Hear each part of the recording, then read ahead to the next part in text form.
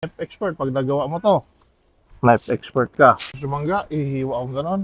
Ididiretso ko doon. Sangga, sasaksak ulit. Sangga, sangga. Walang katapusan ka sa sangga. Hindi rin siya katitigil ka sa saksak. Pag may pamalo ako, wag kang na knife expert sa akin. Nahampasin yung mukha mo.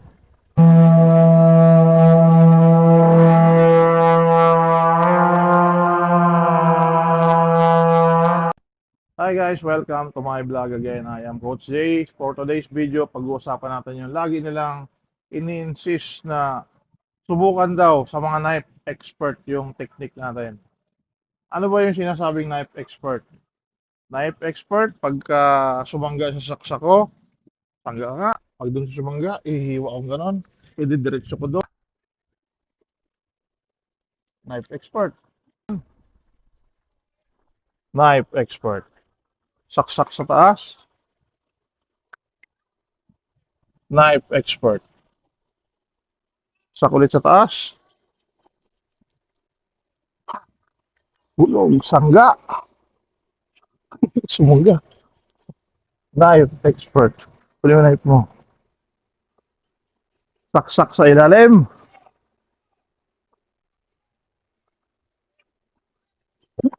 Knife expert. So yun yung mga sinasabi ng knife expert. Actually, dumating din ako sa punto dati, nung na-train ako sa knife, nag-peeling expert din naman ako. Ngayon yung mga peeling expert na yan, dumating din ako sa punto na inisip ko na pag may hawak akong knife, wala nang makakaporma sa akin, maliban sa baril. Pero kung encounter lang, napaka ano ko na, napaka-invincible ko na. Pero bilang nagtatrabaho tayo sa security, hindi po pwedeng iisipin ko na pag may knife ang kalaban, talo na ako. Iisipin ko na, wala, knife yan. Marunong ako sa knife. Talo ako ng knife. Hindi ako lalaban dyan. Takbo na tayo. Hindi ko pwedeng isipin. So pag may kutsilyo ang kalaban, basta, takbo doon. Ganun. Yan, may kutsilyo ang kalaban, may dala siyang carrots na kutsilyo. Ang unang-una mong gagawin, humanap ka ng equalizer. Ano ba yung equalizer na pa pwede? Itong ating pat-pat, pwede na itong equalizer. Pero siguraduhin mo na matibay. Hindi pwedeng paghampas mo sa kanyang ganon, madudurog to. Dapat matigas, matibay.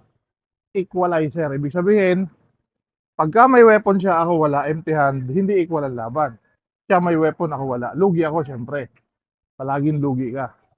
Ngayon, may weapon siya, may weapon din ako, pamalo nga lang sa akin, walang talim, impact weapon, yung kanya ay bladed weapon. So medyo tagilid ako ng konti, pero may laban na kahit paano, kaysa naman bare hand ka. Ngayon, ang pwede mong gawin pag sumaksak siya, halimbawa ay kanan ka ba o kaliwete? Kaliwete ka, ay ito lipat mo sa kanan. Pag kanan siya, ay maintain mo itong distance na to. Kasi pag pamalo ka at panaksak siya, ikaw ang nag-interest pumalo, pinalo mo siya, nasaksa ka naman niya. Kung pumasok ka sa range niya, malulugi ka. So palaging depensa ka lang. Itong distance na to, i-maintain mo to, layo o konti. Itong distance na to, i-maintain mo to. So bago kasi siya lumapit sa'yo, pag sasaksak siya, saksak daw, wham! Doon ang daan.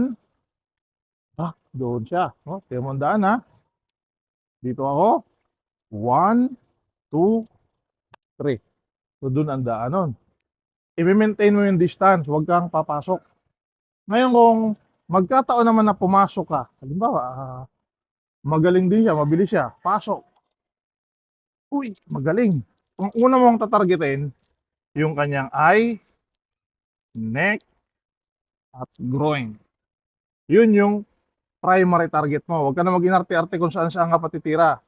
Unahin mo yung mata, yung leeg, o yung groin. Tapos nun, alis ka na kung ayaw mong lumaban. Kung sakaling nadikitan ka at kailangan mong makipagbuno sa kanya. Hindi po pwede ang gagawin mo, sumaksak siya, sangga, sasaksak ulit, sangga, sangga, walang katapusan ka sa sangga, hindi rin siya katitigil ka sa saksak. Kasi sa disarming, kinakalassified natin yung weapon into 3 category. The primary weapon, yung kanyang consciousness, yung kanyang consciousness, syempre yung kanyang brain, di ba? Secondary weapon is the second, yung kanyang katawan.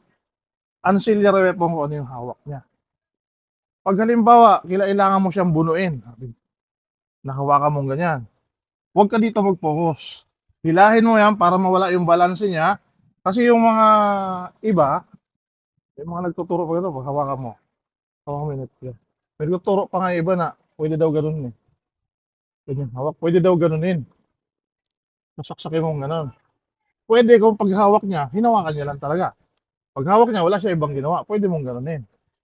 Pero pag hawak kasi natin dyan, sa knife na yan, aba, hindi po pwedeng nakaganto ka lang dyan. Gagalaw ka, it's either iikot mo doon, saksak mo sa kanya. Hindi po pwedeng paghawak mo, nakaganon ka lang. Kailangan gumalaw ka, may number 2 ka. Ito yung number 2 ko, halimbawa. Or dito yung number 2 ko, halimbawa. Ito yung number 2 ko. Hindi po pwedeng paghawak mo, yun na lang yun. Tapos na, ay tapos ka rin. Tapos di-disarm mong gano'n, magpo-focus ka doon. Hindi, huwag ka mag-focus dito. Kailangan pagkahawak mong gano'n, tirahin mo agad dito. Wang, okay na, saksakin ka na dyan. Ibaon mo naman ito dyan sa mata niya. Tapos, ikuhin mo yan. I-secure mo agad yung kamay na yan. Hindi ka na mamamatay sa kaprasong tusok. Bawa, hawak. Tinusok ka ng kaunting ganyan, mamatay ka ba dyan? Ano ka? Ano yung taong goma? Taong lobo? Ito, mamatay ka ba dito? Makakalas lang yan, pag di ka mamatay. Huwag lang yung mayor na ugat mo dito maputol. So, huwag po kayong matakot mag-grab ng knife. Basta may kasunod kang galaw. May next kang galaw. Yung mga knife expert na sinasabi.